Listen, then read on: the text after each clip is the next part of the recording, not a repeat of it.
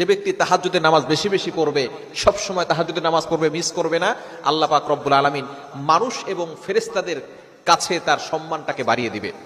যখন কোনো ব্যক্তি আল্লাহকে স্যাটিসফাই করার জন্য কাজ করে, আল্লাহকে সন্তুষ্ট করার জন্য কাজ করে, তখন আল্লাহ তাআলা ওই বান্দাকে ভালোবাসা শুরু করেন। সুবহানাল্লাহি বিহামদি। আল্লাহ তাআলা তখন ফেরেশতাদেরকে ডাক দিয়ে বলে, জিবরাইল আলাইহিস সালাম হচ্ছেন ফেরেশতাদের সর্দার, জিবরাইল আলাইহিস সালামকে ডাক দিয়ে বলে, ও জিবরাইল, অমুক বান্দা, অমুকের ছেলে অমুক, আমি তাকে ভালোবাসি, সে আমাকে ভালোবাসে, জিবরাইল তুমিও তাকে ভালোবাসা শুরু করে দাও। জিবরাইল আলাইহিস সালাম সকল ফেরেশতাদেরকে ডাক দিয়ে বলেন, আসমানের ফেরেশতাদেরকে, ও আসমানের ফেরেশতারা শুনে রাখো, আল্লাহ তাআলা অমুক বান্দাকে ভালোবাসেন, আমি জিবরাইলও ভালোবাসি, তোমরাও ওই বান্দাকে ভালোবাসা শুরু করে দাও।